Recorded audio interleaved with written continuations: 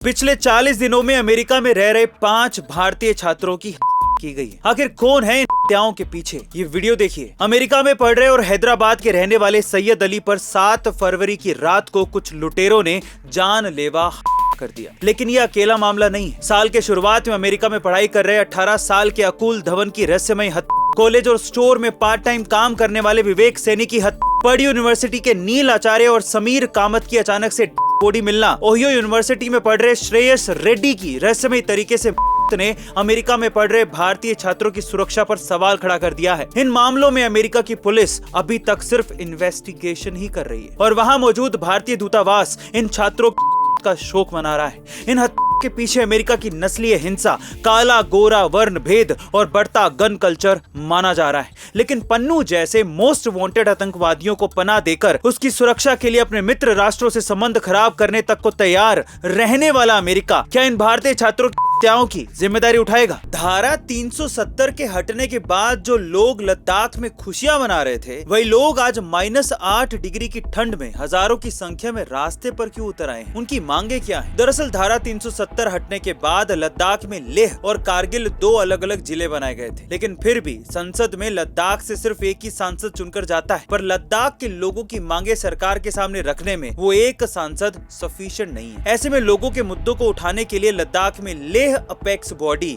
और Kargil democratic alliance बनाया गया था और अब इन 2 गुटों ने मिलकर लद्दाख को राज्य का दर्जा देने की मांग की है। इसके अलावा इन लोगों का ये भी कहना है कि असम त्रिपुरा की तरह लद्दाख को भी संविधान के 6ठे शेड्यूल में रखा जाए ताकि वहां रहने वाले ट्राइबल लोगों को अपने अधिकार मिल सके। साथ ही संसद में लद्दाख का रिप्रेजेंटेशन बढ़ाने के लिए लोकसभा और राज्यसभा सीटें बढ़ाने की भी मांगे की जा रही हैं। हालांकि साल 2019 में ही NCST बॉडी ने सरकार को इसके बारे में सिफारिश की थी, लेकिन ऐसा हुआ नहीं और फिलहाल सरकार ने एक हाई लेवल कमेटी बनाई है जो 19 फरवरी को लद्दाख के लोगों की मांगों पर डिस्कशन करेगी। टाइटैनिक से लगभग 5 गुना बड़ा दुनिया का सबसे बड़ा क्रूज अपनी पहली समुद्री यात्रा पर निकल चुका है। रॉयल कैरेबियन ग्रुप के इस क्रूज का नाम है आइकन ऑफ सीज। सोचा था ये क्रूज भारत भी आएगा, लेकिन ये सिर्फ अमेरिका के पास वाले 7 कैरेबियन देशों में ही जाएगा। कैरेबियन देश ऐसे होते हैं जो कि कैरेबियन समुद्र से लगे होते हैं। दुनिया के सबसे बड़े क्रूज कहे जा रहे आइकन ऑफ सीज की लंबाई 1200 मीटर है और इसका वजन 2.5 लाख गीगा टन है।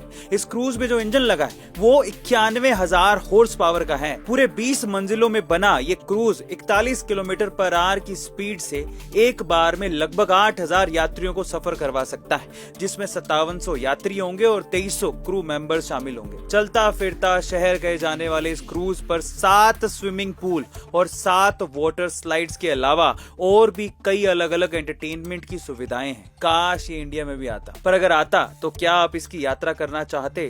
इलेक्ट्रिक कार खरीदने का मन तो बहुत करता है, लेकिन सबसे बड़ा चैलेंज है उसकी चार्जिंग, क्योंकि पेट्रोल कार में पेट्रोल भरवाने में 2 ही मिनट लगते हैं, लेकिन इलेक्ट्रिक कार को चार्ज करने में आधे घंटे से ज्यादा लग जाता है। पर क्या हो अगर आपकी कार चलते चलते ही चार्ज हो जाए? ये सब हो सकता है वायरलेस इलेक्ट्रिक रोड से। अमेरिका की एक कंपनी ने अमेरिका के डेट्रॉइट में एक ऐसा इलेक्ट्रिक रोड बनाया है जिसके अंदर इलेक्ट्रोमैग्नेटिक ग्रिड और कोयल लगाए गए हैं। इन ग्रिड की मदद से जब भी उस रोड पर कोई कार चलेगी तो कार की स्पीड से इलेक्ट्रोमैग्नेटिक एनर्जी पैदा होगी और ये एनर्जी कार में लगे रिसेप्टर स्टोर कर लेंगे, जिसके चलते कई किलोमीटर चलने के बाद भी कार की चार्जिंग खत्म नहीं होगी। लेकिन महज 1.6 किलोमीटर लंबा इलेक्ट्रिक रोड बनाने के लिए लगभग 16 करोड़ रुपए की लागत लगेगी। पर कंपनी का ये कहना है कि आने वाले दिनों में इसकी लागत और भी कम हो सकती है। वैसे इस इलेक्ट्रिक रोड की मदद से लोगों को जगह जगह पर चार्जिंग पॉइंट ढूंढने की जरूरत पड़ेगी नहीं। आपको क्या लगता है कि क्या ये टेक्नोलॉजी भारत में आनी चाहिए? कमेंट सेक्शन में जरूर लिखिएगा।